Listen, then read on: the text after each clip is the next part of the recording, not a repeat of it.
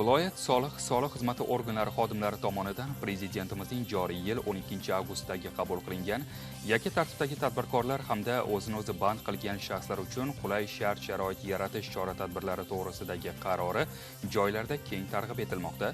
Muxbirimizning navbatdagi lavhasi shu haqda. Yakka tartibdagi tadbirkorlar hamda o'zini o'zi band qilgan shaxslar uchun qulay shart-sharoitlar yaratish chora-tadbirlari to'g'risidagi Prezident qarori mazmun-mohiyatini soliq to'lovchilariga yetkazish maqsadida tashkil etilayotgan navbatdagi targ'ibot tadbiri Termiz shahridagi Baqtriya savdo kompleksida bo'lib o'tdi. Viloyat soliq boshqarmasi boshlig'i Erkin Narmanov tadbirkorlarga yashirin iqtisodiyot ulushini sezilarli darajada qisqartirish, soliq solish bazasini kengaytirish, jismoniy shaxslar uchun qonuniy faoliyatning jozibadorligini oshirish maqsadida qabul qilingan mazkur qaror bilan yakka tartibdagi tadbirkorlar va o'zini o'zi band qilgan shaxslar uchun berilayotgan imkoniyatlar hamda imtiyozlar to'g'risida to'xtalib o'tdi.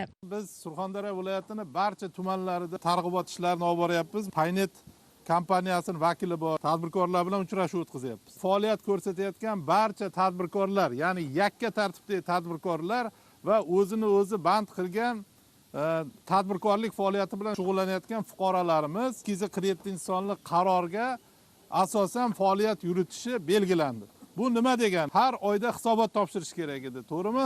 Bundan keyin yattitilar uchun hisobot topshirmaydi. Soliqlarni to'lash uchun platyoshka qo'yish kerak edi. Uning uchun bitta hisobchi olish kerak edi. Hisobchiga 5 million oylik berish kerak edi.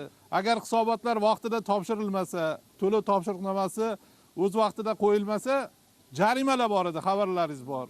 Mutaxassislar tomonidan Paynet ilovasining xolis xizmat turida davlat ro'yxatidan o'tkazishdan tortib hisobotni topshirishgacha bo'lgan barcha asosiy xizmatlar ko'rsatib o'tilib, raqamli platformadan foydalanish tartiblari batafsil tushuntirib berildi.